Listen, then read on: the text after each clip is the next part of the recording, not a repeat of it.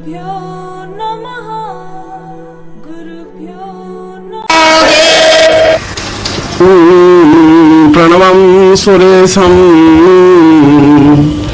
ज्ञानो वरानि मम भूरिसिन्तम् आत्मा त्वमेव परमं परब्रह्मरूपम् यात्रा मधुरवै सहितं सदैव। जीवन के उस कठोर सत्य को मैं इस प्रवचन के माध्यम से स्पष्ट कर रहा हूं, जो आप लोगों के लिए ध्यान से सुनने योग्य है, मनन करने योग्य है और उसको अपने जीवन में उतारने के योग्य है। इसलिए कि पिछले 25-50 हजार वर्षों से इस समस्या से मानव जूझता रहा है, आर्य जूझता रहा है।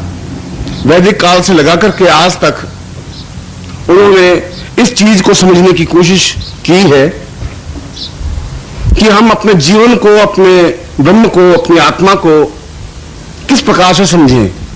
उनको इस बात का पता नहीं है कि मन और आत्मा में क्या अंतर है, मन क्या चीज है, आत्मा क्या चीज है, देह क्या चीज है और ब्रह्म क्या चीज है, परम ब्रह्म क्या चीज है, अनुभूतियां क्या है, दर्शन क्या है। और ये 5-7 प्रश्न ऐसे हैं जो उनके मानस को बराबर व्यथित करते रहे हैं और फिर भी इन प्रश्नों के उत्तर उन लोगों को नहीं मिल पाए। इसलिए उत्तर नहीं मिल पाए कि इन प्रश्नों के उत्तर तब मिल पाएंगे जब वो स्वयं इस जीवन में उतरेगा। यह विषय पोथियों को पढ़ने से नहीं प्राप्त हो सकता है और अधिकतर लोगों के ज्ञान से भी यह विषय समझा नहीं जा सकेगा। इसको समझने के लिए तो इस भवसागर में, इस समुद्र में कूदना होगा और जो कूदे और मोती मिले तो वो बता सकेगा कि ये वास्तविक मोती हैं या घोंगे हैं, या मुझे कुछ अनुभूति हुई या नहीं हुई। और जहां तक तुम्हारी अनुभूति का सवाल है, तुम्हारा मन एक बड़ा ही संशयग्रस्त है। तुमने अनुभूति का मतलब समझ लिया कि मंत्र जाप करें और देवता सामने आके खड़े हो जाए, या उनसे मिल लें, या देख लें, या सोने का भंडार ला करके हमारे सामने रख दे। और ये धारणा पूर्णतः मिथ्या है, गलत है। गलत इसलिए है कि इस सूत्र में और इस सूत्र और ये जो श्लोक बोला है किसी एक ऋषि का सूत्र नहीं है, ब्रह्मोपनिषद का सूत्र है। और इस सूत्र में बड़ी महत्वपूर्ण बात कही है कि कुंडलिनी जागरण अपने आप में मानव की ऊर्ध्व चेता प्रक्रिया है। मैं इसको थोड़ा और स्पष्ट करूंगा। और यहीं पर वे आर्यों ने धोखा खाया और यहीं पर वशिष्ठ, विश्वामित्र ने, गर्ग ने, अत्रि ने, कणाद ने धोखा खाया। वे चाहे ऋषि तो रहे हो, मगर कोई जरूर नहीं है कि ऋषि रहे तो पूर्ण महान योगी बन गए, कोई जरूर नहीं था। अगर इतने महान योगी बन जाते तो फिर वशिष्ठ को शाम को रात तिलक की तैयारी कर रहे हैं, उनको यही पता नहीं पड़ा कि मैं सुबह रात तिलक नहीं दे पाऊंगा, फिर कैसे तैयारी कर पाते। वो शाम को कहते थे दशरथ ऐसा नहीं हो सकता, राम का राज्याभिषेक होने का योग ही नहीं है, या तो यूं बोलना चाहिए था उनको। वो तो तैयारी करते रहे, सुबह तक तैयारी करते रहे कि पीछे कई दशरथ से क्या बात हो रही है, पता ही नहीं पड़ा उस ब्रह्मर्षि को। तो फिर कैसे ब्रह्मर्षि बन गए। हम अपने पूर्वजों का सम्मान नहीं करते आ रहे हैं, हमारी आदत है। अगर हमारे पिताजी शराबी हैं तब भी कहते हैं कि बड़े योग्य और बहुत महान आदमी थे, यही नहीं मरने के बाद उनको स्वर्गवासी ही कहते हैं, नरकवासी कहते ही नहीं। चाहे वो कैसे ही हो, हत्याएं करते हो, हम कहते हैं उनको स्वर्गवासी है, नरक में कोई जाता ही नहीं है। उन ऋषियों के जीवन में भी ये प्रश्न उभरे होंगे, चाहे वशिष्ठ के जीवन में, चाहे विश्वामित्र के जीवन में, पर इन प्रश्नों का हल उनके पास नहीं था, ढूंढ नहीं पाए। ढूंढ इसलिए नहीं पाए कि वे खुद अपनी घृणा और क्रोध और लड़ाई और झगड़े और अपने तनाव और चिंताओं से इतने अधिक आक्रांत रहे कि उनको इस बात की समझ ही नहीं आई कि ऊर्ध्व चेता या ऊर्ध्वरेता प्रक्रिया क्या चीज बनी। इसलिए उन्होंने एक नया कंसेप्ट बनाया कि मूलाधार से लगा करके उस कुंडलिनी की सहस्रार तक की जो यात्रा है वो अपने आप में कुंडलिनी जागरण की यात्रा है। और ऐसे चित्र बना दिए, नीचे नाभि के नीचे एक चक्र बना दिया मूलाधार का, उसके ऊपर एक स्वादिष्ठान का चक्र बना दिया, फिर मणिपुर चक्र बना दिया, फिर आज्ञा चक्र बना दिया और सिर के ऊपर सहस्रार चक्र बना दिया। है ऐसा प्रश्न किसी ने ढूंढा। क्या वास्तव में आपके सामने जगदम्बा का चित्र है, ऐसी ही जगदम्बा है, या उसकी आंख में नाक में कुछ फर्क है? ऐसा आपने कभी ढूंढा नहीं, आपके पूर्वजों ने भी नहीं ढूंढा। इसलिए नहीं ढूंढा कि उन्होंने इस समुद्र में कूदने की कोशिश नहीं की। पहली बार आपको समझाने की प्रक्रिया प्रारंभ हुई। इसलिए इस प्रकार का नाभि के नीचे से लगा करके अनंत सहस्रार तक, या जिनको 7 चक्र कहा गया है, उन 7 चक्रों की यात्रा नाभि के नीचे से लगा करके और सिर तक पहुंचने की प्रक्रिया नहीं है। ऐसी कुंडलियां है ही नहीं। इस प्रकार की स्थिति ब्रह्मोपनिषद में नहीं कही गई है, किसी सूत्र में नहीं कही गई है। यह तो उन ऋषियों की बात है। और हमारे भारतवर्ष में यह सबसे बड़ी खूबी है कि हम जो भी प्रकाशित चीज देखते हैं, या तो उसकी पूजा करने लग जाते हैं और या उसको सत्य मान लेते हैं। यदि आप ये कह दें कि कुंडली अपने आप में सिर से रवाना होती है और नाभि तक पहुंचती है और छपी हुई किताब है, तो कोई भी बात करेगा तो किताब लाकर देख लीजिए, ये लिखा हुआ है। अब तुम कह रहे झूठ है, अरे छपा हुआ पड़ा है, अंधे हो तुम क्या, ये देख ले। और आधे वाला कन्विंस हो जाता है कि सब छपा हुआ है, छपा हुआ तो बात सही होगी। तो कुंडली के बारे में तो आप भी लिख सकते हो, कोई बहुत बड़ी बात नहीं है। और आगे आप स्वामी जी अपना नाम लिख दीजिए, स्वामी जी, अरिहरानंद जी, बस इतना ही तो लिखना है आप, और आपकी पुस्तक ऑथेंटिक हो जाएगी, प्रामाणिक हो जाएगी। मगर क्या वो प्रामाणिक है कुंडलिनी का? आप खुद समझ रहे हैं कि ये मैंने गलत लिखा है, आपको खुद को ज्ञान नहीं है। और जिस प्रकार आपको ज्ञान नहीं, उस प्रकार ऋषियों को भी ज्ञान नहीं था। ज्ञान नहीं था, इसलिए उन्होंने मूलाधार से शुरू कर दिया। ये तो उनकी महानता थी, नीचे शुरू किया। वो बाएं से दाएं तक भी यात्रा करवा सकते थे, या दाएं से लेफ्ट साइड में यात्रा उनको यात्रा ही करवानी थी, करवा देते। और आप भटकते फिरते कि चलो कुंडली सारी मिल नहीं पा रही, पूरे घर में ढूंढ ढांड करके और पूरे शरीर में ढूंढ के देख लिया, ना आपको मिली ना आपके पूर्वजों को मिली, मिलेगी भी नहीं, अगले 25 पीढ़ियों तक भी नहीं मिलेगी। इसलिए नहीं मिलेगी कि इस प्रकार की स्थिति आपके जीवन में, आपके शरीर में इस प्रकार की नहीं है। उस सूत्र को फिर समझना पड़ेगा, उस ब्रह्मोपनिषद को समझना पड़ेगा। ब्रह्म का मतलब है कि जहां हम ब्रह्म की खोज कर रहे हैं, और हम क्यों खोज कर रहे हैं, कुंडली जागरण से क्या हो जाएगा, आवश्यकता क्या है जीवन में। इसलिए आवश्यकता है कि हम अपने जीवन में अनंत संभावनाएं, ये जीवन इतना सा नहीं है कि आप एक नौकरी करें और 4 बच्चों का पालन पोषण करें, इतना ही जीवन नहीं है। यह तो जीवन का बहुत छोटा और तुच्छ कार्य है। इसके अलावा भी जीवन में हजारों और लाखों इतने अद्भुत और आश्चर्यजनक कार्य है कि जिसके माध्यम से उन कार्यों को आप संपन्न कर सकते हैं। इस शरीर में ही वो संभावनाएं हैं कि 7 समुद्र को फलांग करके हनुमान उस स्थान पर जा सकते हैं। और इस शरीर में वही संभावना है कि वो बहुत छोटा रूप धारण करके और यात्रा कर सकता है। और इस शरीर में ही वह संभावना है कि भीम जैसा महान व्यक्तित्व, ताकतवान, क्षमतावान व्यक्तित्व बन सकता है। और इसी शरीर में वह क्षमता है कि कृष्ण जैसा महान उद्भट विद्वान बन सकता है, क्योंकि उन्होंने उस सत्य की यात्रा करने की कोशिश की, आपने कोशिश नहीं की। इसलिए कोशिश नहीं की कि आपको ज्ञान नहीं था, चेतना नहीं थी, आपको विचार करने की क्रिया नहीं थी। इसलिए जब तक हम अपने जीवन को समझने के लिए कुंडलिनी को समझना ही पड़ेगा। और यदि आप जीवन नहीं समझते हैं तो फिर जीवन का कोई मकसद नहीं है। आपने अपने जीवन को एक छोटा सा शरीर मान लिया है, जिसके 2 हाथ है, 2 पांव है, आंख है, नाक है, कान है। यह शरीर नहीं है, यह तो बाह्य आवरण है। इसके भीतर कुछ ऐसी चीज है जिसमें प्रत्येक व्यक्ति में कुछ अलग अलग चीज है। आप में एक संगीत की बहुत बड़ी क्षमता है और तानसेन बन सकते हैं, वो भी आपके शरीर में ही है। अगर तानसेन के शरीर में वो चीज आपके शरीर में भी है, प्रभु ने कोई अलग अलग शरीर नहीं दिए, सबको एक जैसा शरीर दिया है। उसने उस संभावना का पता लगाया और क्षमता बढ़ाई। वो तानसेन जितनी ताकत क्षमता आप में भी है। पिकासो एक अद्भुत चित्रकार बन गया और आप भी अद्भुत चित्रकार बन सकते हैं। बन सकते नहीं हैं आप, मगर आपको उस चित्रकारिता का क्षेत्र आपके शरीर में कहां है उसको आप पहचान नहीं पाए, ढूंढ नहीं पाए। आप भी उतना अच्छा प्रवचनकर्ता बन सकते हैं, गीता पर या रामायण पर या महाभारत पर या ब्रह्मसूत्र पर या उपनिषद पर उतनी गंभीरता से आप बहुत अद्भुत रूप से अपना प्रवचन घंटे, 2 घंटे, 5 घंटे कर सकते हैं और लोगों को मंत्रमुग्ध कर सकते हैं। है आपके पास ज्ञान, मगर आपको ज्ञान है नहीं। आपको यह ज्ञान नहीं कि मेरे घर में ट्रांजिस्टर कहां पड़ा है। आप मेरे घर में भटकिए, भटक करके वापस आ जाएंगे, आपको ट्रांजिस्टर नहीं मिलेगा। और ये मेरे घर में चक्कर लगा के आ जाए, इसको टैप रिकॉर्डर नहीं मिलेगा। ये व्यक्ति अगर चक्कर लगा जाए तो इसको मालूम नहीं है कि मेरे घर में रुपया पैसा कहां पड़ा है, इसको मालूम नहीं है। पर इसका मतलब ये नहीं कि वहां है ही नहीं, वहां तो है तो सही, मुझे तो मालूम है, पर तुम लोगों को मालूम है, इसलिए तुम कह रहे हो वहां कुछ है ही नहीं, क्योंकि तुम्हें ज्ञान नहीं है। मगर जिस दिन तुम्हें ये मालूम पड़ जाएगा उस दिन तुम उस धन दौलत के पास पहुंच सकते हो। भाई वहां जाओ, ये चाबी है, वह चाबी खोलोगे, यहाँ बॉक्स है, बॉक्स खोलोगे, वहां 10,000 रुपए पड़े, तुम उस जगह पहुंच सकते हो। ये रास्ता यदि बताए तो 10,000 रुपए तक तुम पहुंच सकते हो, और यदि कोई तुम्हें रास्ता बताए तो कुंडली तक पहुंच सकते हो। इसलिए जीवन की अनंत संभावनाओं का पता लगाने के लिए चेतना की, विचारधारा की, प्रक्रिया की, यदि उस जगह पहुंचना है जहां पूरे विश्व का एक क्या निर्माण हुआ है, ब्रह्मांड क्या चीज है, ऐसा क्यों है, हम कहां पर हैं ब्रह्मांड में, हमारा अस्तित्व क्या है, और क्या इस छोटे से अस्तित्व को उस ब्रह्मांड में एक मनुष्य की विशाल क्या है, पूरे समुद्र में बूंद के जितनी है। और यदि बूंद को हमारे ऋषि ने अहम ब्रह्मास्मि कहा है, तो क्या हम वास्तव में हम ब्रह्मास्मि हैं, और क्या हम ब्रह्म बन सकते हैं? ऋषियों की वाणी बिल्कुल तो गलत नहीं हो सकती, कुछ अनुभव होगा उनका, मगर आपने कभी उस ब्रह्म को पहचानने की प्रक्रिया करने की कोशिश नहीं की, और कोशिश इसलिए नहीं की कि आपके पास ऐसा कोई साधन नहीं था, प्रक्रिया इसलिए नहीं हुई कि आपको कुछ समझाने की प्रक्रिया करने वाला गुरु नहीं था।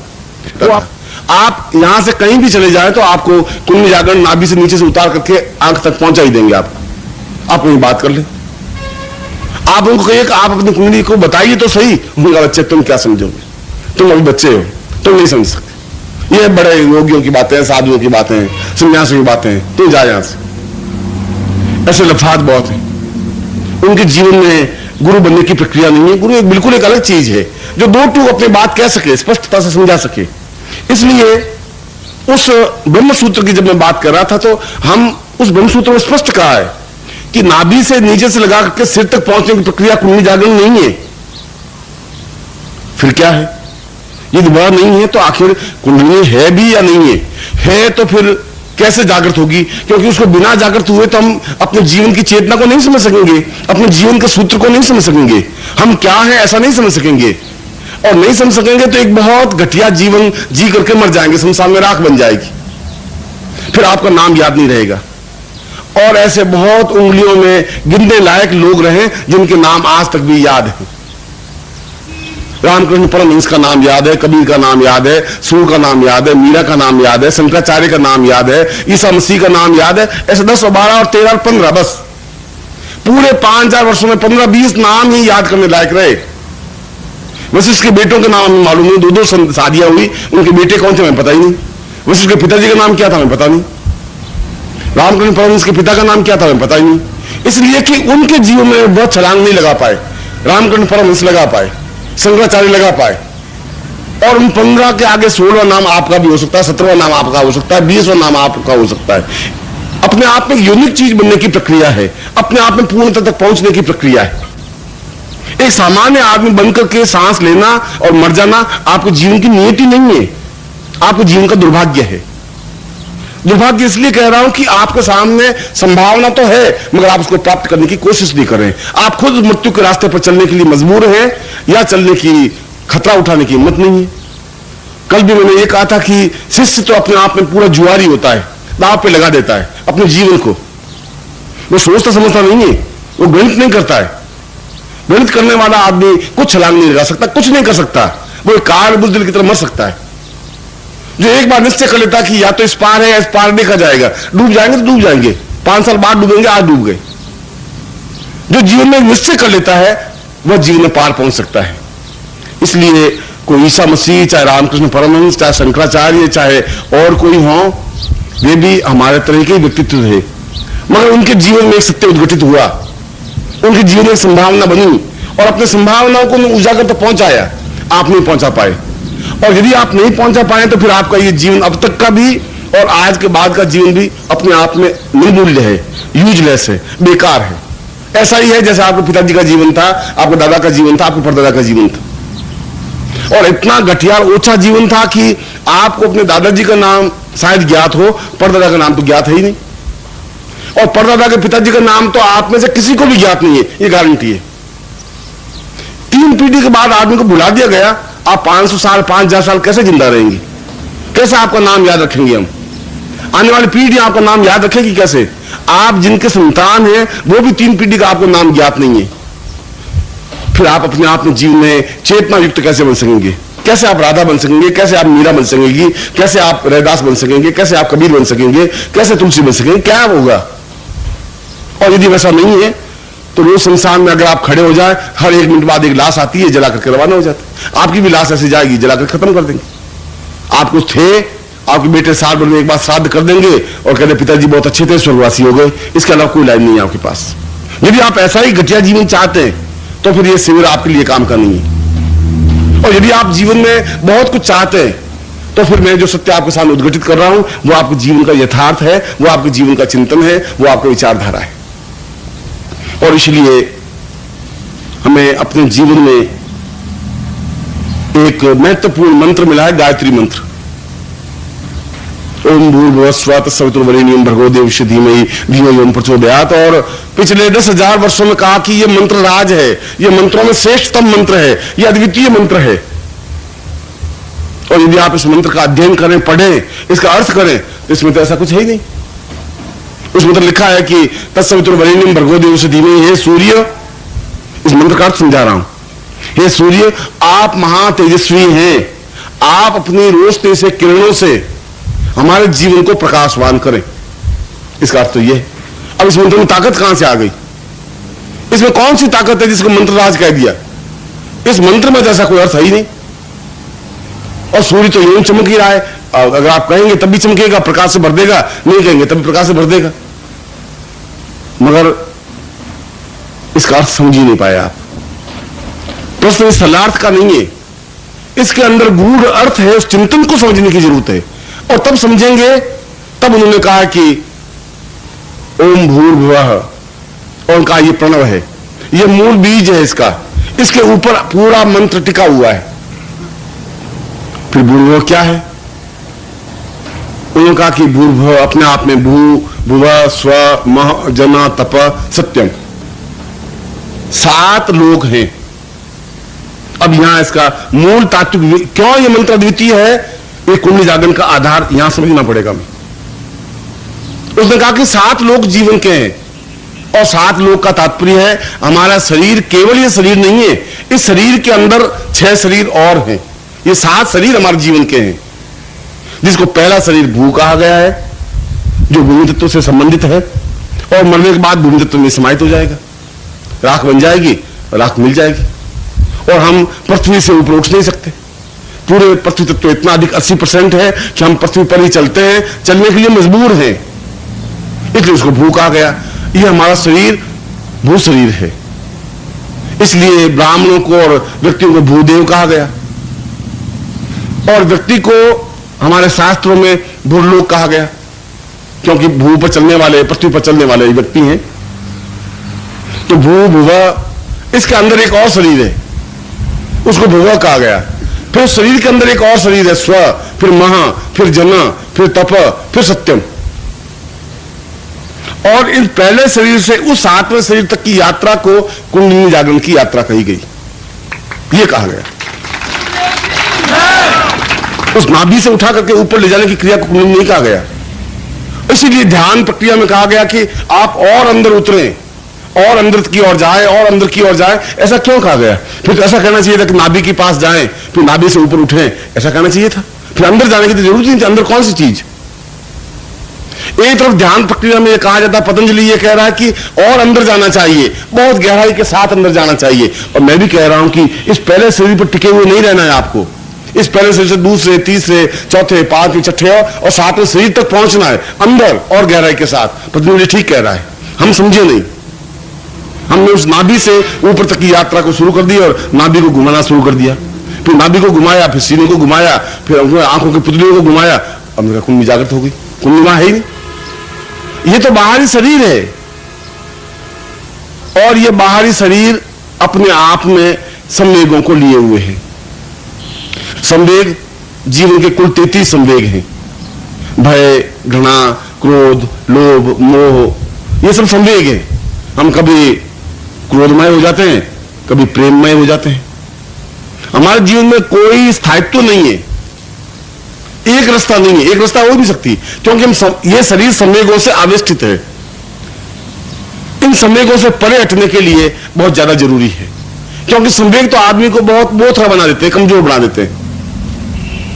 यह शरीर की जो क्रिया है, यह जो यात्रा है, इस पहले शरीर से 7वें शरीर तक की यात्रा, इसको पहला शरीर जिसको आप अपना शरीर कहते हैं, हाथ पांव नाक कान कहते हैं, इसको मूलाधार कहते हैं।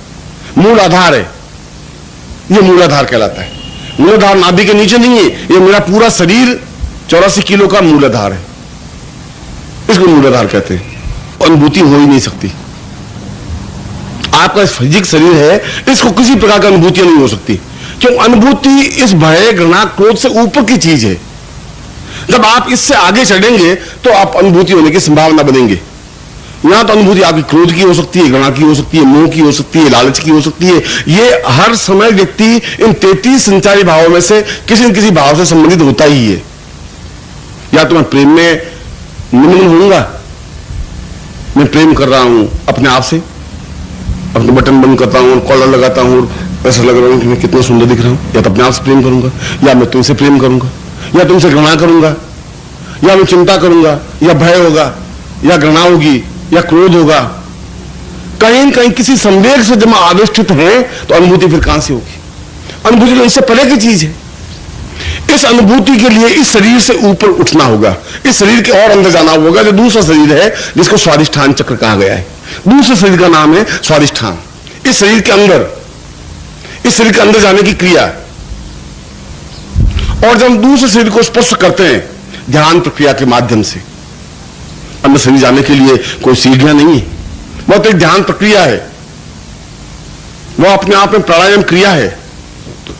और जब आप बिल्कुल शांत स्थिर चित्त में बैठ जाते हैं, जब कुछ करने की जरूरत नहीं होती, जब आपके पास किसी प्रकार का आवेग और संवेग नहीं हो, तब आप अंदर जाएंगे। जब आपके पास संवेग है तो फिर अनुभूति नहीं हो सकती, फिर आप अंदर नहीं जा सकते। और अंदर जाने की प्रक्रिया के लिए आपको किसी प्रकार का प्रयत्न करने की जरूरत नहीं है, केवल अपने आप को स्थिर चित्त बना देना है। केवल अपने आप को और आपके मानस को थॉटलेस बना देना है। माइंड, थॉटलेस माइंड, विचार शून्य मस्तिष्क, जिसमें कोई विचार हो ही नहीं। इतनी गर्मी क्या काम की? अब आप बैठे तो शांति से, गुरुजी बैठे हुए तो हैं और परेशान हो रहे हैं कि गर्मी बहुत तेज हो रही है, या पंखा धीमे चल रहा है। ऐसा मस्तिष्क किसी भी क्षण थॉटलेस नहीं बनता। 24 घंटे रात्रि को भी आप स्वप्न देखते रहते हैं, आपका मस्तिष्क निरंतर क्रियाशील है। रात को भी ऐसा 24 घंटों में जिसमें मस्तिष्क काम करना बंद कर देगा, उसमें तो आदमी की मृत्यु हो जाएगी। इसलिए आज का चिकित्सा विज्ञान यह कहता है कि हार्ट खत्म होने को मृत्यु नहीं कहते। किसी का हार्ट अटैक हो गया और हार्ट काम करना बंद कर दिया है तो मृत्यु नहीं कहलाती। वो कह रहे हैं जब मस्तिष्क काम करना बंद कर देता तो मृत्यु कहलाती है। इसलिए मृत्यु के 6 घंटे तक उसको जलाते नहीं है, उसकी लाश को देते नहीं है, क्योंकि जब मस्तिष्क बिल्कुल समाप्त हो जाएगा, जब उसका वर्किंग समाप्त हो जाएगा तो मृत्यु कहलाएगी। और मस्तिष्क को शांत करना अपने आप में, इस पहली देह को समाप्त करना है, पहली देह को मृत्यु देनी है। और पहली देह की मृत्यु होगी तो स्वादिष्ठान चक्र अपने आप उस जगह हम पहुंचेंगे। और स्वादिष्ठान चक्र पहुंचने का मालूम क्या है कि हम पहुंचे? हम कैसे मालूम पड़ेगी कि हमने इस मूलाधार को छोड़ दिया, स्वादिष्ठान तक पहुंचे?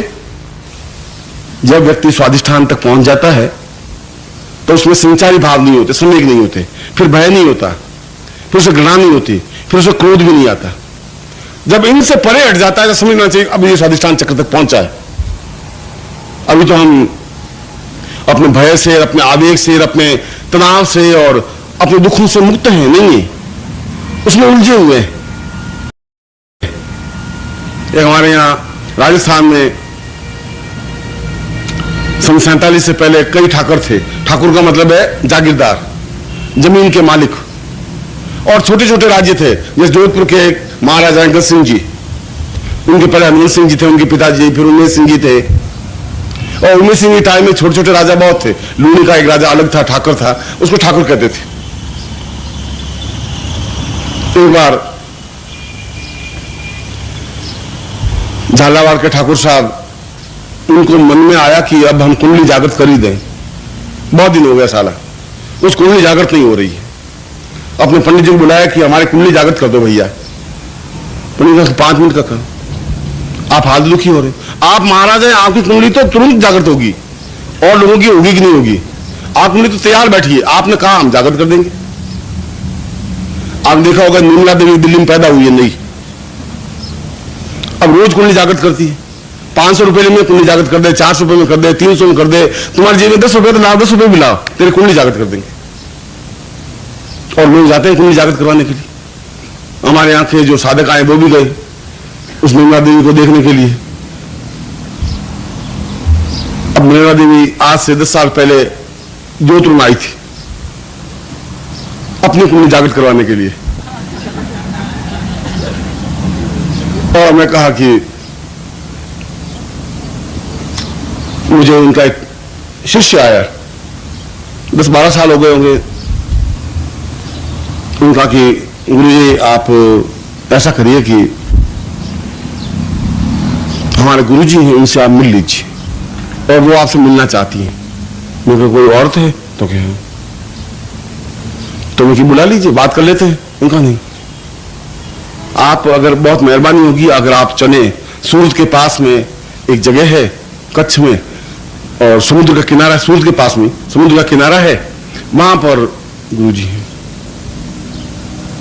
मैंने एक क्षण में सोचा, मैंने कहा अहमदाबाद में कोई काम से जाना ही है, अहमदाबाद से कार से सूरज चले जाएंगे और गुरुजी को देख लें। ये अहमदाबाद का टिकट का खर्चा घर का लगेगा, लगा दें, इसका देखा जाएगा। तो निर्मला देवी को देख लेते। वहां हवाई जहाज से चले गए अहमदाबाद तक, वहां से वो भगवान कपड़े पहना हुआ और एकदम मोटा सा आदमी जो यहाँ आया था वो कार लेकर के आया, बैठ गए और सूरत के आगे वो समुद्र, सूरत से 2 किलोमीटर समुद्र का किनारा है, वहां पर एक कच्छ के महाराजा का एक मकान बना हुआ भवन, वहां ले गए, बिठा दिया। हमें दोपहर को 12 बजे करीब पहुंचे, बैठ गए। 15-20 मिनट बाद एक दासी आई, सफेद जक कपड़े पहने हुए, 17-18 साल की, और आकर के काजू रखे के चली गई। चलिए गुरुजी कुछ काजू वाजू अपने खाएं, तब तो निर्मला देवी आई जाएगी। फिर दूसरी आई दासी, बादाम रखे चली गई। फिर तीसरी आई, एक दूध का गिलास रखे चली गई। मैंने कहा ये तो सब सही है, तुम्हारी निर्मला देवी कहाँ है? हम तो उनको देखने के लिए आए, अभी काजू वाजू बाद में देख लेंगे। उनका नहीं, आप ऐसा मत कहिए, आपसे वो मिलना चाहते हैं। खैर 5-10-15 मिनट में निर्मला देवी आई, आकर के एक आसन पर बैठ गए। अपन बैठे हुए थे आसन पर, उन्होंने नाम सुन रखा था ज्योतिष के क्षेत्र में भी और तंत्र के क्षेत्र में भी। अपने दासियों को या अपने शिष्यों को कहा कि वो सब बाहर निकल गए, दरवाजा बंद कर दिया।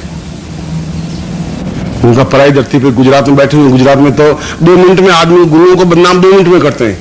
गुजरात का धर्म यही है, जो गुरु पैदा हो उसको बदनाम करना। मेरा सारा यहाँ आएगा और गड़बड़ पैदा हो जाएगी। मेरा थोड़ा दरवाजा खुला रख, क्या नहीं करती। हनुमान जी का नाम जपा, जय हनुमान ज्ञान गुण सागर, जय कपीस जी।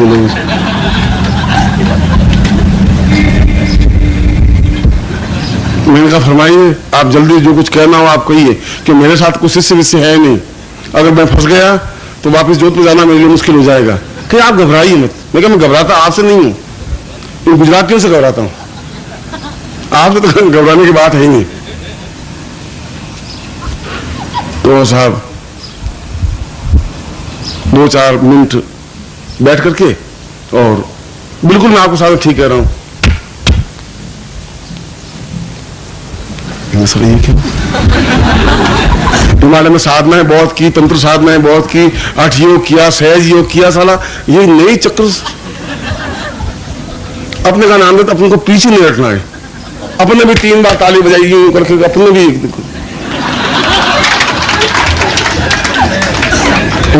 हाँ, मैंने कहा हाँ। और वो समझ रही है कि मैंने कुछ किया नहीं, अपने भी मालूम है ये तो सर हाथ के इशारे है, भगवान जाने क्या है, अपने भी हाथ के साथ ठोक दिए। अब वो समझी कि ये हठयोग की कोई खास चाल होगी, मैं समझ रहा कि ये इसकी कोई चाल है सारी।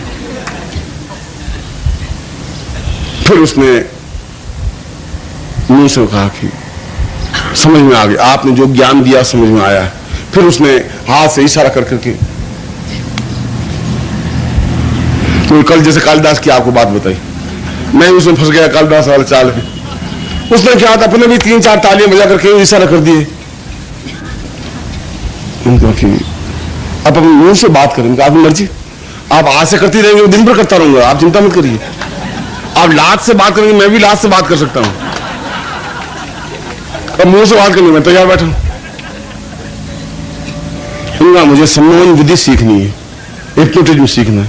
तुमको पहले कह देती, ये 3-4 उंगलियां घुमाने से फायदा ही क्या? मुझे मालूम है ये सब फ्रॉड है, कुछ है ही नहीं। उंगलियां घुमाने से क्या होगा? तूने सोचा ये हठी हो गए, ये कहां से तूने बता लिया, पकड़ लिया, और मैंने कुछ हठी किया ही नहीं। मैंने तूने उंगलियां घुमाई 2 मिनट, तो मैंने घुमाई 5 मिनट, बस इतना ही तो हुआ। कि ऐसा है कि मेरे पति सस्पेंड हो गए। सस्पेंड हो गए तो खाने पीने की कुछ रहा नहीं, तो मैं गुरुजी बन गई। और ये जो आपके पास आया मेरे चेला पति है, इसको सबसे पहले चेला बनाया, दीक्षा इसी को दी, और अब आराम। और कच्छ के महाराजा ने हमें दे दिया महल, और अब हम साधना केंद्र खोलेंगे। वो तो अब तुम्हारी मर्जी है, बस कच्छ के महाराजा मिल गए, तब साधना केंद्र की चिंता है नहीं तुम्हें, अब घबराओ मत। और सुना है कि अब वो 45 रुपए 50 रुपए में कुंडली जागृत कर देती। तो अब तुम्हारे कुंडली जागृत करवानी हो तो जा सकते हो, जो कुछ जेब में पैसे हो आपकी कुंडली जागृत हो जाएगी। सीधा हाथ पे यूं लगाया, थोड़ा घुमाया, फिर जाकर अरे कुछ पता ही नहीं पड़ा क्या हुआ। अब उसका कोमल शरीर टच हो और कुंडली जागृत हो जाए आपकी। अब उसका तो मैं कुछ कह नहीं सकता, मेरे तो हाथ कठोर हैं। अब वो तो आपको कोई शौक हो, कोई अशोक भी गया कुंडली जागृत करवाने के लिए, जेब में पैसे नहीं थे, बाकी तो सोचा कि कुछ न कुछ फायदा हो ही जाए हमारा। ऐसा नहीं है, ऐसा कोई स्थिति है ही नहीं। लाट पे हाथ लगाने से कुंडली जागृत, कहने से कुंडली जागृत नहीं हो सकती। यह तो एक दूसरा, जहां आपके भय घृणा क्रोध समाप्त हो जाए, जब आपको किसी के प्रति भय हो ही नहीं, जो कुछ है कह देंगे, जो कुछ होगा कर लेंगे, जब आपको किसी के प्रति क्रोध नहीं आए, जब आपको किसी के प्रति लज्जा नहीं आए, जब आप बिल्कुल निर्मल चित्त बन सकें, तो समझना चाहिए कि आप एक मूलाधार से आगे की स्टेज में पहुंच करके स्वादिष्ठान चक्र तक पहुंच गए। आप ही इम्तिहान देने वाले हैं, आप ही कॉपी में नंबर देने वाले हैं, आपको ही मालूम पड़ सकता है। किसी हालत में क्रोध पर आपका समन हो सके और ध्यान प्रक्रिया के माध्यम से अपने अंदर उतरने की क्रिया को लेकर के, जब हम, जैसा मैंने बताया कि इसके लिए और कहीं कोई विशेष चिंतन नहीं है, पहला आधार से दूसरे आधार पर जाने के लिए शांत चित्त से बैठने की जरूरत है। और बिल्कुल एक क्षण के लिए, 5 मिनट के लिए, 10 मिनट के लिए आप निर्णय करें कि मुझे कोई बात सोचनी ही नहीं है, कोई विचार नहीं आना चाहिए माइंड में। यद्यपि ये बहुत कठिन है, इतना जो मैंने इतना सरल कहा, इतने आपने सरल समझ लिया, ऐसा शायद नहीं है, मगर यदि आप अभ्यास करेंगे तो ऐसा हो सकता है। क्योंकि ये तो यात्रा शरीर की यात्रा है, और इस शरीर को लेकर के अंदर उतरने की क्रिया है, एक शरीर से दूसरे शरीर पर, दूसरे शरीर से तीसरे शरीर पर, और ध्यान के माध्यम से नेत्र बंद करके और स्थिर चित्त से, मन में किसी प्रकार का आपको विचार आवे नहीं। और जिस क्षण आपको मन में विचार आ जाए, जब आपको में चिंतन आ जाए कि अब मैं इन चीजों में, आपकी आंख में एक प्रेम की भावना हो, नम्रता की भावना हो, क्षमा की भावना हो, जब आपको क्रोध आए नहीं। मैं उस ठाकर साहब की बात बता रहा था झालावाड़ के, तो उनको कुंडली जागरण कराने का शौक हुआ, तो उन्होंने कि हरिद्वार में स्नान करके आ जाएं, पहले पवित्र होकर के आ जाएं। वे अपने रानियों को, 15-20 रानियां थी, पहले तो रानियां संपत्ति कहलाती थी, आज भी संपत्ति कहलाती, आज भी कन्यादान करते हैं हम। ऐसा दान जैसे घर में कोई बेकार चीज पड़ी हो और ब्राह्मण को देनी हो कि अभी ये कोई काम, पंखा बेकार तो हो गया, साला कोई काम आता नहीं, पंडित जी को दे दो। और लड़की जब बेकार हो जाती है, 17, 18, 20 साल की सारी बाहर हो जाती है, उठा करके किसी झंडे को दे देते हैं, उठा करके ले जा भैया, मैं तो भुगता 20 साल तक, तुम जिंदगी भर भुगतता रहे। कन्यादान जैसा क्या दान, क्या है? ऐसी बेकार चीज नहीं, उसको दान करें। एक प्राणीग्रहण संस्कार है। संस्कार तो शब्द बन सकता है, दान तो तब बनता है जब यूजलेस हो, उत्तम कोटि की चीज दान होती नहीं। आपके घर में बेकार फल पड़े हुए, सड़े हुए, वो आप गुरु जी के चरणों में लाकर रख देंगे, लीजिए गुरु जी। अब मैं आप खा सके, आपको तो फेंकना, आपको शिविर का शुल्क देना है। मैं देखता हूँ नोट बिल्कुल फटे हुए, गले हुए, वो घुमा घुमा के रख देते हैं। मैं नोट तो अंदर रख देते, दान देना है सारा, और क्या है। तो गए हरिद्वार। हरिद्वार में स्नान वान किया, पत्नियों को स्नान करवाया और फिर पंडित ने कहा कि आप तो महाराजा हैं बहुत बड़े, आप कुछ चीज छोड़िए। हमारे यहाँ हिंदुस्तान में प्रथा है, हरिद्वार जाने वाले कोई चीज छोड़ देते हैं। अब जिंदगी भर में आलू नहीं खाऊंगी, कोई शकरकंद छोड़ देती है, शकरकंद नहीं खाऊंगी, कोई फल छोड़ देती कि मैं अब सेब नहीं खाऊंगी, संतरा नहीं खाऊंगी, मौसमी, कोई एक चीज छोड़ देते हैं, पंडित छुड़वाते हैं। आप भी जाएं, बैंगन छोड़ के आ जाएं। क्या पंडित जी बस बैंगन नहीं खाएंगे।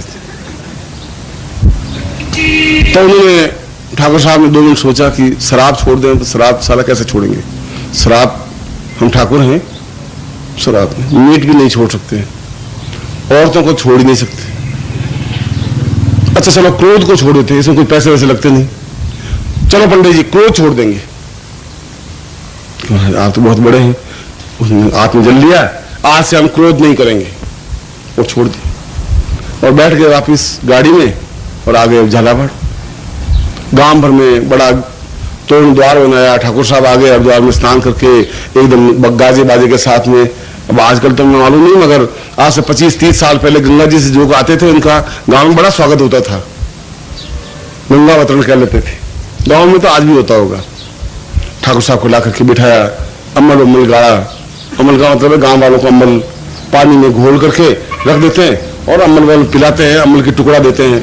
राजस्थान में ऐसा बहुत है। ठाकुर साहब खुद मूंछों की बट लगाते हुए बैठ गए, सामने गांव वाले बैठ गए, सरपंच बैठ गए, पंच बैठ गए, जो बनिए अच्छे अच्छे थे वो बैठ गए, जो गांव के महत्वपूर्ण व्यक्ति थे वो सब बैठ गए। ठाकुर साहब बैठ गए। लोगों ने कहा महाराज आपको हरिद्वार गंगा जी जाके आए, क्या छोड़ा? उन्होंने कहा कि हमने निश्चय कर लिया कि क्रोध छोड़ दिया, अब क्रोध नहीं करेंगे। गांव से चलो पिंड छूटा सारा। रोज गालियां देता था, माँ की बहन की गालियों के अलावा बात नहीं करता था।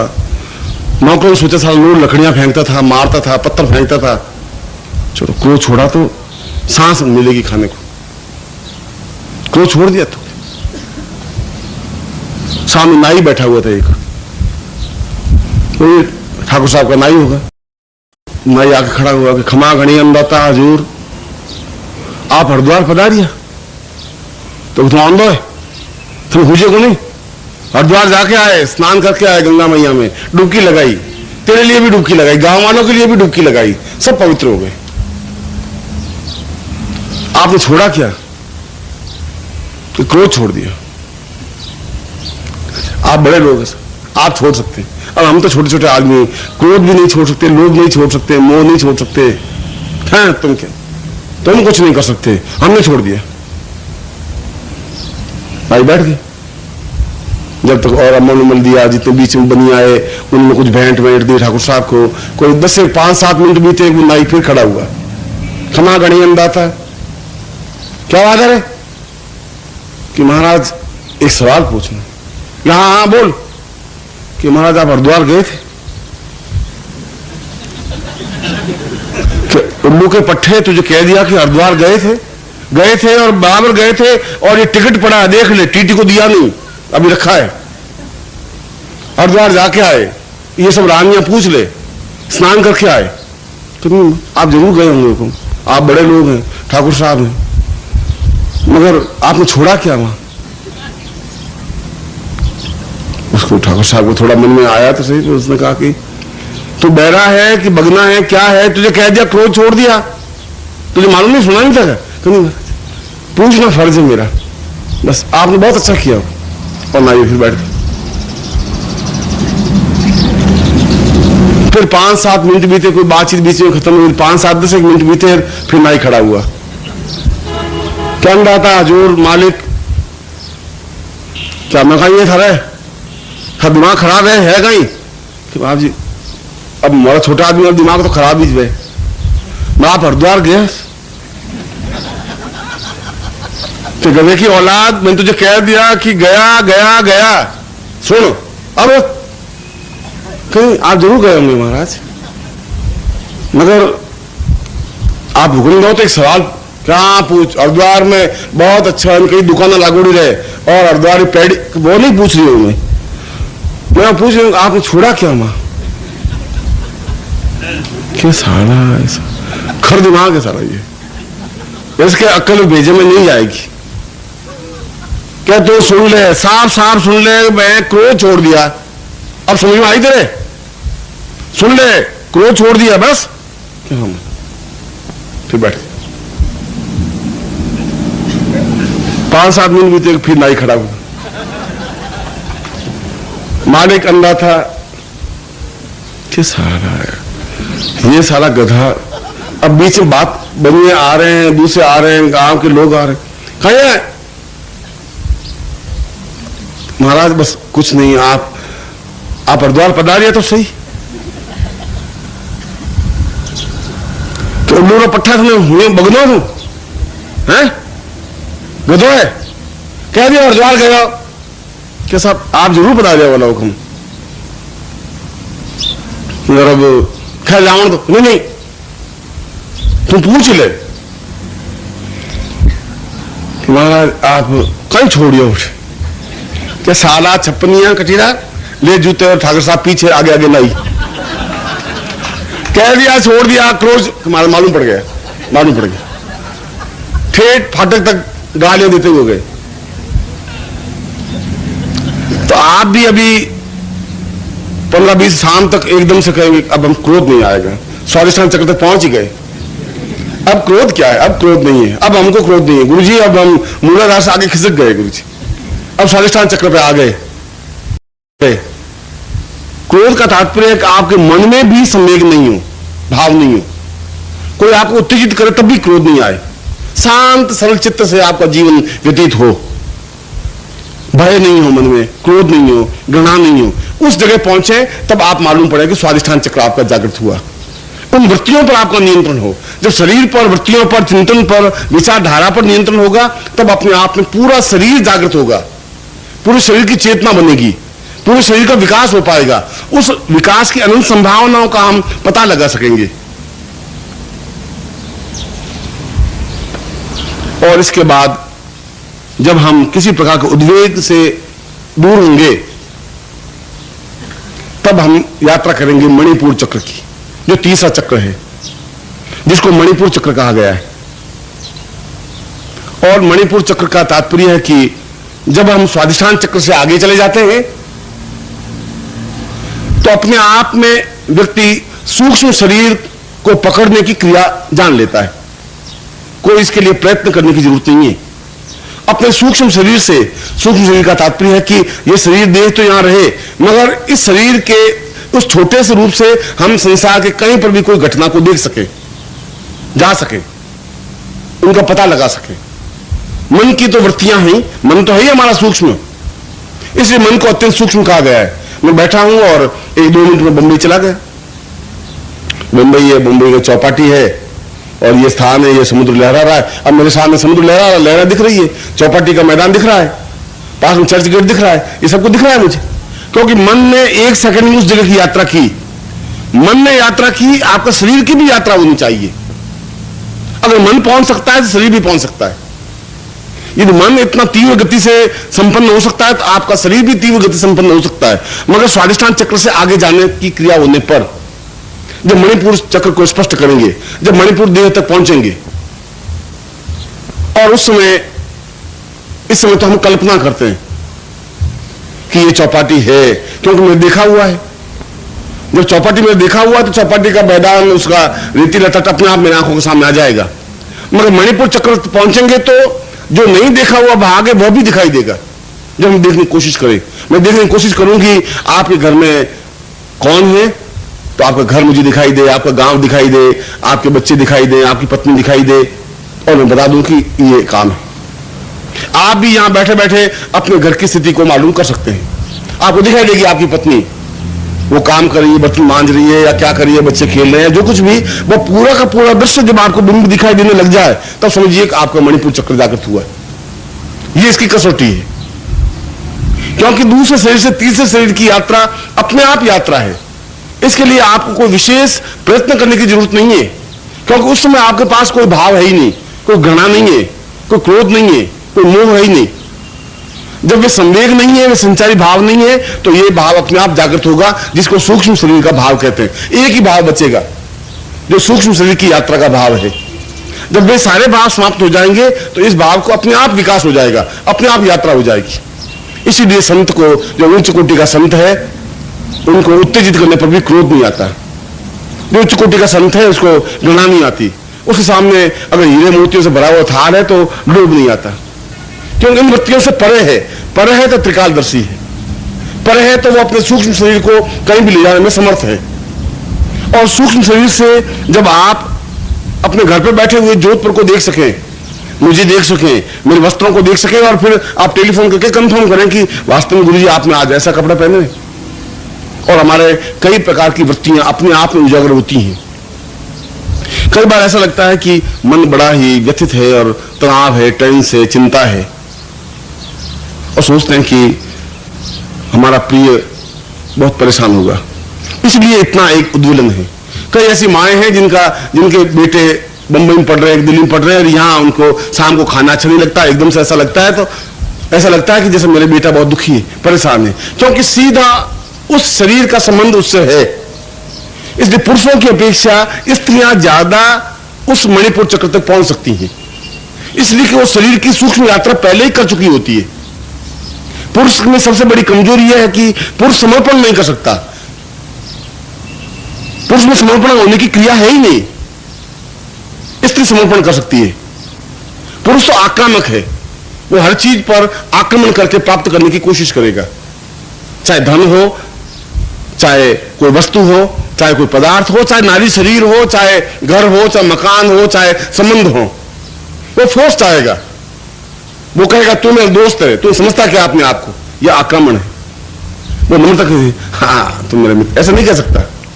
पुरुष के लिए आक्रामक भाव ही है, और आक्रमणकारी बलात्कारी होता है। जो आक्रामक होता है वो अपने आप में कोमल भाव उसके पास नहीं होते। इसलिए नारी शरीर अपने आप में तुरंत उस जगह पहुंच जाती है जहां उसके पास एक प्रेम का चिंतन होता है, जहां उसके पास एक तार संबंध जुड़े होते हैं। इसलिए वह तुरंत कह देती है कि आज मेरा मन बड़ा व्यथित उदास है, ऐसा लग रहा है कि वो रमेश को तकलीफ में है। अरे कि रमेश कहाँ तकलीफ में है? सुबह टेलीफोन आया था, टेलीफोन भले आया मगर है बुखार है या कोई परेशान है, आज मन बड़ा व्यथित है। अब वो बैठे बैठी बात उसको मालूम नहीं है कि क्या हो रहा है, मगर वो कह रही कि रमेश बैठा 600 किलोमीटर दूर, पर उसका मन कह रहा कि है कहीं के तार वहां जुड़े।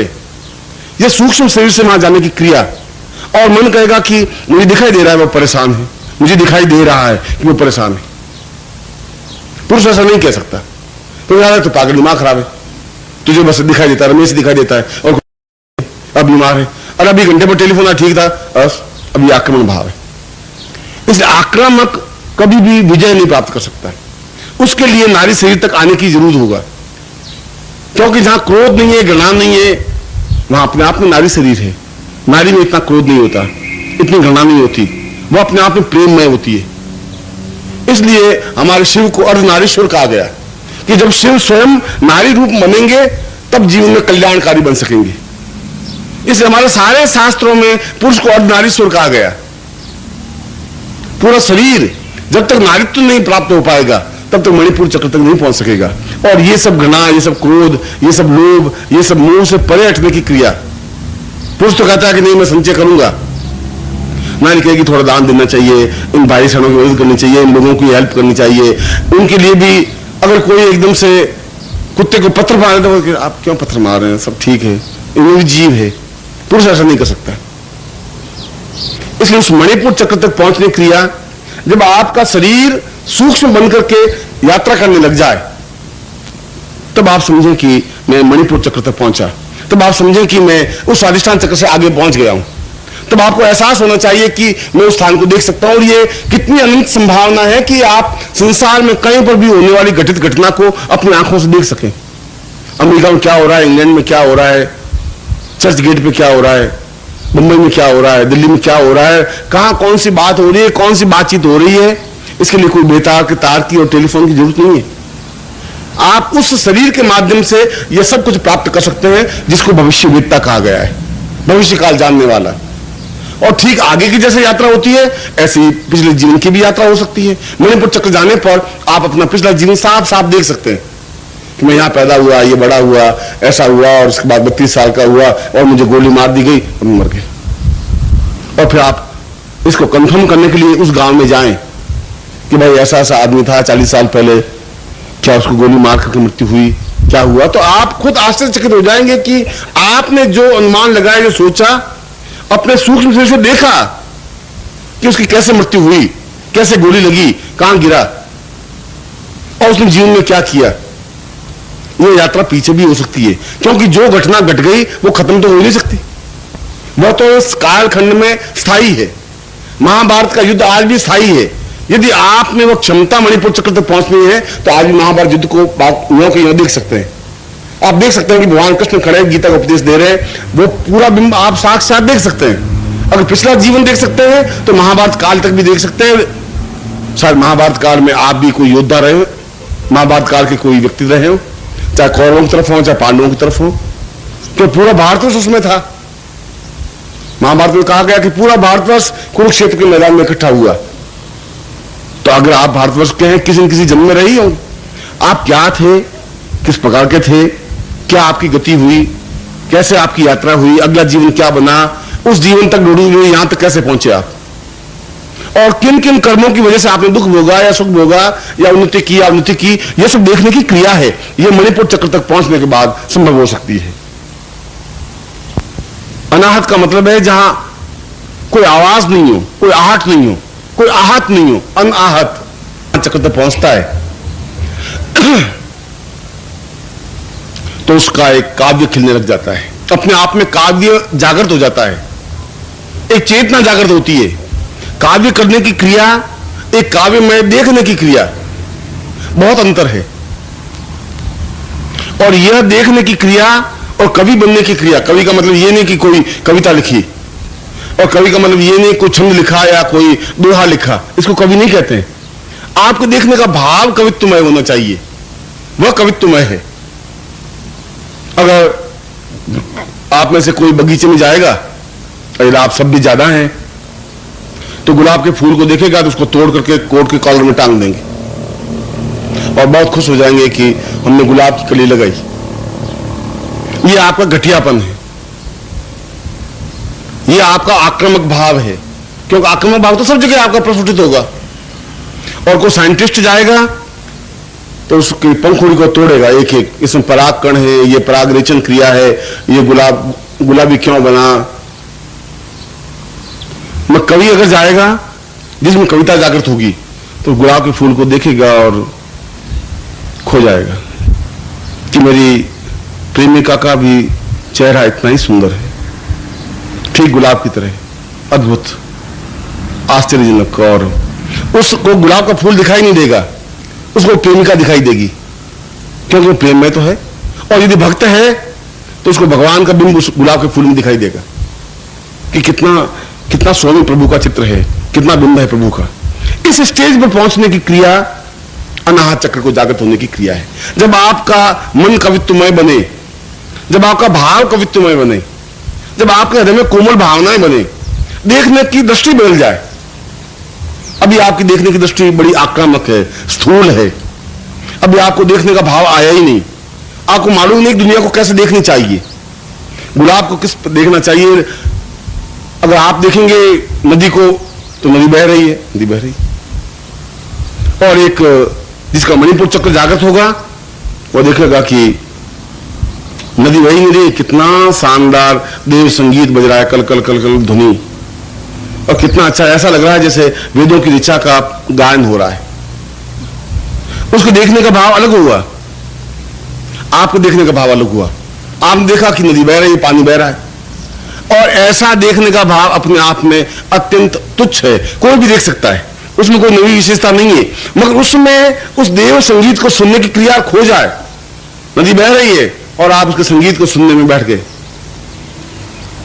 सुबह पक्षी चहचहा रहे हैं, आपको आज तक पिछले 20 साल में कभी ऐसा मन में हुआ ही नहीं कि सुबह पक्षियों का चहचहाना सुने। अगर उठ भी गए तब भी आपको पक्षी कुछ याद नहीं आया, उनका चहचहाना आपको याद नहीं आया। और अगर कोई पक्षी चहचहाए तो पत्थर फेंक करके उड़ा दिया, ची ची ची ची सुबह सुबह नमक। और पत्नी कह रही क्यों पत्थर मार रहे हो, तुम्हारा क्या है ये।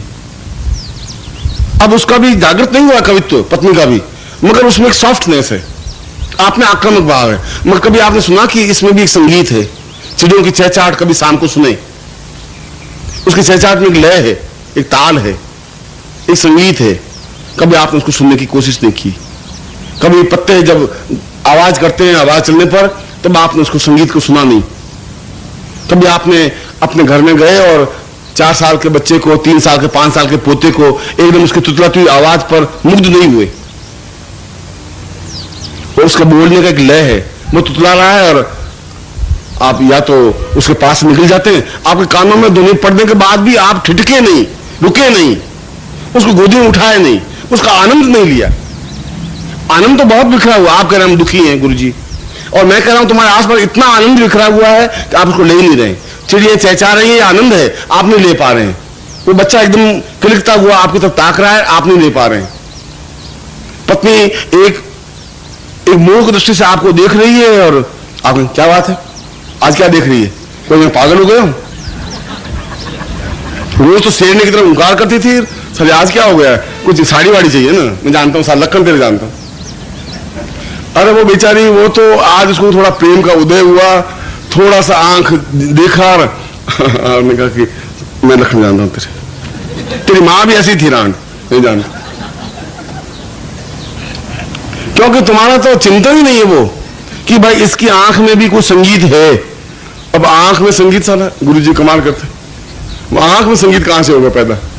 गुरुजी अब आंख संगीत आप सुनते रहिए, हमारे आंख का संगीत हमें सारा चक्कर जागृत करनी ही नहीं है, हो गए चक्कर जागृत। ये सारा आनंद है, चारों तरफ बिखरा हुआ है। उस आनंद को लेने की क्रिया जब आती है, उसको समेटने की क्रिया, तो आदमी दुखी हो ही नहीं सकता। फिर उसमें कोई बाधाएं नहीं है, फिर कोई परेशानी नहीं है, फिर उसको चिंता की रेखाएं ललाट पे नहीं बन सकती। ऐसा जब स्थिति बनती है, जब उसमें काव्यत्व जागृत होता है और पूरे संसार के प्रत्येक वस्तु को, पदार्थ को काव्यमय देखने की क्रिया बन जाती है, तो समझना चाहिए कि ये चौथे शरीर पर पहुंच गया है, ये मणिपुर चक्र तक पहुंच गया है, ये इसने मणिपुर के द्वार को खोला है।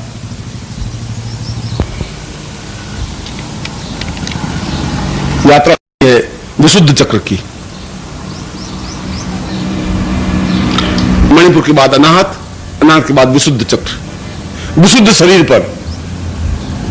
और विशुद्ध शरीर का बहुत बड़ी यात्रा का, महत्वपूर्ण यात्रा का पड़ाव है, जहां आदमी के मन में द्वैत भावना समाप्त हो जाती है, भेद समाप्त हो जाता है, वो अद्वैत की स्थिति में आ जाता है। उसको प्रत्येक व्यक्ति के शरीर में एक ईश्वर के दर्शन होने लग जाते हैं। ईश्वर में इसमें कोई अंतर नहीं है, इस पदार्थ में और इसमें कोई अंतर नहीं है। यह खाना मैं प्रभु को खिला रही हूं, ये पानी प्रभु पी रहे हैं, और आज पंखा चल रही हूं, प्रभु को हवा लग रही है, और प्रभु आज दुखी है, प्रभु आज सुखी है, और ये मैं उसके लिए कर रही हूं। हरदम हरदम एक ही क्षण, एक ही चिंता, एक ही चिंतन, एक ही विचारधारा। राधा जीवन भर जो काम करती रही कृष्ण के लिए, कृष्ण तो मथुरा में बैठे, उसके जीवन चिंतन की, यह फिर भी माखन निकाल निकाल के रखती, माखन सड़ जाता, 15-20 दिन इंडिया में रहने के बाद खराब हो जाता, फिर मन में आता कि नहीं ये उस प्रभु के लिए, उनका माखन बहुत प्रिय है। उसमें ये भाव नहीं खराब हो गया कि नहीं हो गया, मगर इतना तार जुड़ा हुआ, अद्वैत है ही नहीं। प्रभु तो मेरे पास बैठे हैं, वो खा रहे हैं, ये मैं नहीं खा रही है तो प्रभु के पेट में जा रहा है, प्रभु के शरीर में जा रहा है। और वो उस प्रभु को मीरा सजा रही है, मेरी तो गिरधर गोपाल दूसरों ने कोई, ये मेरे कृष्ण मेरे सामने हैं, नाच रहे हैं, मैं उनको आंखों से देख रही हूं, सामने खड़े खड़े कृष्ण नटखट नाच रहे हैं और मीरा आंख बंद किए हुए देख रही है। द्वैत है ही नहीं, द्वैत नहीं है कि मैं अलग हूं और कृष्ण अलग है, ये द्वैत समाप्त हो जाता है। जब द्वैत समाप्त हो जाता है तो वो अपने आप में एक साधु पुरुष बन जाता है, फिर अपने आप में मनुष्यता की क्वालिटी आ जाती है, फिर एक सामान्य मनुष्य नहीं रह पाता, फिर इसे उच्चता आ जाती है। उसके मन में किसी प्रकार का भाव है ही नहीं, अंतर नहीं है, उसके मन में ये नहीं है कि ये बदमाश आदमी है, छलमय, ऐसा कुछ है ही नहीं। वो सब में, पूरे संसार में राम को देखता है, पूरे संसार में प्रभु के दर्शन करने लग जाता है, पूरे शरीर में अपने आप को अहम, मैं खुद हूं, यदि किसी को पत्थर मारता है तो सोचता है कि अगर ये पत्थर मुझे लगता तो कितना दुख होता, ये मुझे लग गया। ये भाव, जब भक्त और भगवान में भी कोई डिफरेंस नहीं रहता, जहां गुरु और शिष्य में कोई अंतर नहीं रहता, जहां बूंद समुद्र में कोई अंतर नहीं रहता, चाहे समुद्र बूंद में मिले या बूंद समुद्र में मिले, अंतर तो अर्थ तो एक ही होता है। ये अद्वैत की भावना जहां स्टेज आ जाती है तब समझना चाहिए कि आज्ञा चक्र जागृत हुआ है। और सातवां शरीर सहस्रार चक्र जागृत, सहस्रार द्वार। जब आज्ञा चक्र से आगे पहुंचता है आदमी तो सहस्रार तक जाता है। सहस्रार पूरा अमृत कुंड, जहां सहस्त्र हजार धाराओं से अमृत की वर्षा होती है। अमृत जो जीवन में आनंद है, जो जीवन में सुख है, जो जीवन में सौभाग्य है, जो प्राण चेतना है, जो अपने आप में मग्न होने की क्रिया है, जो अपने आप में पूर्ण संतोष सुखी होने की क्रिया है, जो अपने आप में मस्ती का जीवन है। और सहस्रार जाने के बाद में भौतिक पदार्थ उसके सामने तुच्छ हो जाते हैं। कोई जीवन अभाव रहता ही नहीं, क्योंकि सारी प्रकृति उसके अनुकूल होती है। वह कहीं शून्य से चीज प्राप्त कर सकता है। अगर मिठाई चाहिए तो शून्य से प्राप्त हो सकती है, क्योंकि यह सारा शून्य उसके सामने प्रत्यक्ष उपस्थित रहता है। फिर उसके लिए किसी स्थान को देख लेना, किसी स्थान से कोई सामग्री मंगा देना, वस्त्र मंगा लेना, वस्त्र पहन लेना, फिर तो कोई उसके अंतर रहता ही। फिर कोई योगी अपने आप में पूर्ण सिद्धिप्रद बनता ही है। उसके जीवन में प्रकृति अपने आप में वो सब चीजें देती है, चाहे धन हो, चाहे दौलत हो, चाहे ऐश्वर्य हो, चाहे संपत्ति हो, चाहे स्वास्थ्य हो, चाहे दीर्घायु हो। क्योंकि उस अमृत को जब पीता रहता है तो मृत्यु हो ही नहीं सकती, मृत्यु उसके सामने नहीं आ सकती। इच्छा मृत्यु प्राप्त हो जाती है। 100 साल की आयु प्राप्त कर सकता है, 1000 साल की आयु भी प्राप्त कर सकता है। फिर उसके जीवन में अभाव नहीं रह सकता, फिर उसके जीवन में न्यूनता नहीं रह सकती, फिर धन की कमी नहीं रह सकती, फिर संपत्ति की कमी नहीं रह सकती। उस ब्रह्मोपनिषद में कहा गया कि 1000 देवी देवताएं या 1000 साधनाएं, 1000 सिद्धियां हैं। और सहस्रार का, सहस्त्र का मतलब 1000, वे 1000 सिद्धियां अपने आप उसके सामने उपस्थित हो जाती हैं, प्राप्त हो जाती हैं। वे 1000 सिद्धियों को प्राप्त करने की क्रिया सहस्रार चक्र को जागृत करने की क्रिया है। वह व्यक्ति परमहंस बनता है, वह व्यक्ति अपने आप में सिद्ध योगी बनता है, वह अपने आप में सिद्धाश्रम का एक अद्वितीय योग पुरुष बन जाता है। और ऐसा व्यक्ति अपने जीवन में ये सब कुछ गौण व्यस्त हो जाता है। उसके जीवन में कोई कमी है ही नहीं, वह जो चाहे वह प्राप्त कर सकता है, जिस ढंग से चाहे अपने जीवन को व्यतीत कर सकता है। जितना सुख, जितना सौभाग्य, जितनी संपन्नता, जितना ऐश्वर्य प्राप्त करना चाहे, उसके जीवन में कोई कमी है ही नहीं। वह जीवन की पूर्णता को प्राप्त करने की क्रिया जागृत कर सकता है। इसीलिए उस मूलाधार से सहस्रार तक की यात्रा को पूर्ण कुंडलिनी जागरण की क्रिया कहते हैं। और इस क्रिया के माध्यम से जीवन में कोई न्यूनता है ही नहीं। इस जीवन की सारी संभावनाएं हमारे सामने साकार हो जाती हैं कि हम जीवन के माध्यम से, इस शरीर के माध्यम से क्या क्या कर सकते हैं। शरीर में कितनी दिव्यता आ जाती है, कितनी चेतना आ जाती है। फिर आपको इस इंद्राक्ष की साधना करने की जरूरत नहीं है, फिर आपको लक्ष्मी की साधना, उस मंत्र जाप करने की जरूरत नहीं है, फिर आपको उनकी आरतियां करने की जरूरत नहीं है, कि उनके सामने तो अपने आप वो 1000 साधनाएं स्वतः आके खड़ी होती हैं। इसलिए तो उसको सहस्रार कहा गया है, इसलिए तो उसको पूर्ण युग पुरुष कहा गया है, इसलिए तो सिद्धाश्रम का योगी कहा गया है। कि फिर जीवन में अभाव रह ही क्या सकता है, फिर तो शून्य में से जो प्राप्त करना चाहे प्राप्त कर सकता है। ऐसा जीवन अगर है और ऐसा अगर जीवन बन सकता है तो आप में से प्रत्येक का बन सकता है। प्रत्येक व्यक्ति इस चीज को, इस अनुभव को प्राप्त कर सकता है जो आपकी पीढ़ियों ने प्राप्त नहीं किया और आने वाली पीढ़ियां प्राप्त नहीं कर पाएगी। इसलिए नहीं कर पाएगी कि उसके पास कोई ऐसा गुरु नहीं हो सकता जो इस चीज को, संभावना को समझा सके। और यहां पर मैं एक बात और सामने स्पष्ट कर लेता हूं। मैंने इसलिए कहा कि आपकी पीढ़ियां प्राप्त नहीं कर सकती।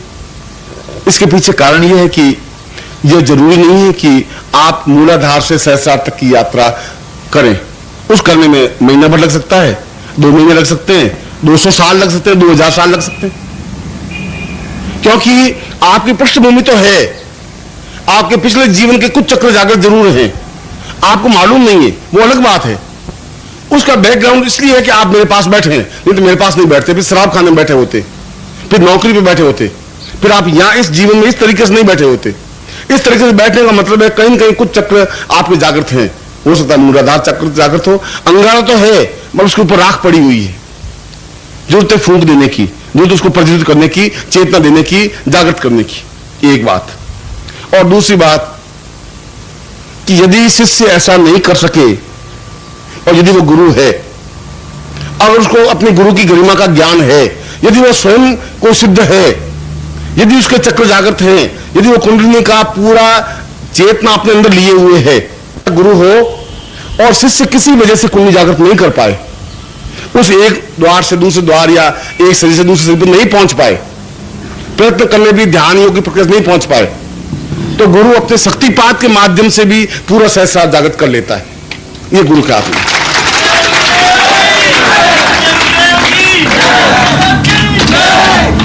क्योंकि आपको लखपति बनना है। एक लाइन है कि मुझे लखपति बनना है। लखपति का मतलब है सहस्रार। एक उदाहरण के लिए, अब या तो आप नौकरी करें, व्यापार करें और कमाते कमाते 1 लाख रुपए पैदा करें, या मैं अपनी जेब से 1 लाख रुपए निकाल के आपको दे दूं। दोनों स्टेज में आप लखपति हैं और दोनों स्टेज में आप सहस्रार जागृत कर सकते हैं। या तो एक द्वार से दूसरे द्वार, तीसरे द्वार और 5वें द्वार, 7वें द्वार तक पहुंचे, यह भी यात्रा है आपकी। और यदि किसी वजह से ऐसा नहीं हो सके और यदि गुरु समर्थ है, तो फिर आपको प्रहार से, अपनी शक्ति के वेग से, अपने उस तपस्या के वेग से पूरे क्योंकि उसके पास तो 5-7 लाख रुपए होंगे तो 1 लाख में दे सकता है, और वो शक्तिपात करके आपके पूरे चक्रों को एक साथ जागृत कर सकता है और कर लेता है। तो वो सारी स्थितियां जो जीवन की मैंने बताई है, वह सब कुछ उसको प्राप्त हो सकती हैं। फिर उसमें किसी प्रकार का अभाव नहीं रहता। और फिर किसी सिद्धियों के लिए घी के दिए जलाना, आरती करना, हाथ जोड़ना, गिड़गिड़ाना, भीख मांगना जरूरी नहीं है। भीख बहुत मांग चुके जिन्हें जो भीख मांगती भी थी। ऐसा जीवन नहीं मिल सकता। प्रहार के साथ, ताकत के साथ, चाहे वो देवी हो चाहे देवता हो, क्षमता के साथ हम प्राप्त कर सकें, वो सहस्रार चक्र जागृत होने पर संभव है। और इसीलिए उस प्रकार की शक्तिपात के लिए विशिष्ट मंत्र है। उस मंत्र के माध्यम से उस गुरु को मजबूर किया जा सकता है शक्तिपात के लिए। अगर देवी देवताओं को मजबूर किया जा सकता है तो गुरु को भी, क्योंकि गुरु ब्रह्मा, गुरु विष्णु। यदि ब्रह्मा को मजबूर कर सकते हैं, विष्णु को मजबूर कर सकते हैं कि वो हमें ये सिद्धि या सफलता या दर्शन दे, तो गुरु को भी मजबूर किया जा सकता है। यदि आपके अंदर गुरु के प्रति देवत्व भाव है तो। यदि आप उनको सामान्य आदमी समझें, ये तो आपका दोष है, ये तो आपकी आंख की कमजोरी है। और जो जितना ही नजदीक होता है आपको दिखाई देना बंद हो जाता है। इसलिए कि एक शीशा है मुंह देखने का, और यदि आप अपना चेहरा देखना चाहें तो 1 फुट दूर रखेंगे। जब 1 फुट दूरी पर शीशा है तो आपको चेहरा साफ दिखाई देगा, मगर अगर शीशा आपके बहुत नजदीक नाक के टच हो जाए तो आपको चेहरा दिखाई नहीं देगा। जब गुरु आपके बहुत नजदीक होता है तो गुरु दिखाई देना बंद हो जाता है आपका। तो मामूली हाथ पांव कानना, ये क्या गुरु जी, ये मेरे जैसे इनको बीमार भी आते हैं, खांसी भी होती है इनको, ये गुरु जी कैसे? क्योंकि आपने गुरु आपके इतने नाक के पास चले गए कि आपको दिखाई देना बंद हो गया। वो शीशा तो शीशा है ही, जो 1 फुट की दूरी होगी वापस आपका चेहरा दिखाई देने लग जाएगा। इसलिए उस मंत्र के माध्यम से भी सहस्रार चक्र को गुरु को मजबूर किया जा सकता है कि आपके 7वें द्वार खोले और शक्तिपात के माध्यम से आपके जीवन में पूर्णता दे। बोर्ड पर यह मंत्र लिखा होगा और मैं प्रयोग आपको, अब लेट हुए हैं क्योंकि कल का सारा ब्याज आपको चुकाना था, कल रात को प्रवचन नहीं कर पाया था। शाम को मैं शक्तिपात का जो आपके पास साधन है, जो शक्तिपात के सामान है, सामग्री है, उसके माध्यम से मैं आपकी ये प्रक्रिया पूरी कराऊंगा और शक्तिपात की कुंडली जागरण करने की ये पूरा प्रयत्न करूंगा। मैं आपको ऐसे आशीर्वाद दे रहा हूं।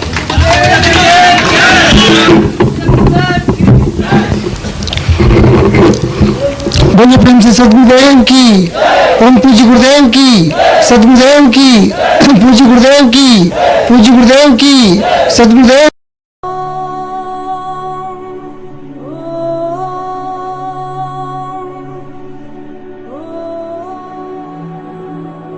परम तत्वया नारायणाय गुरुभ्यो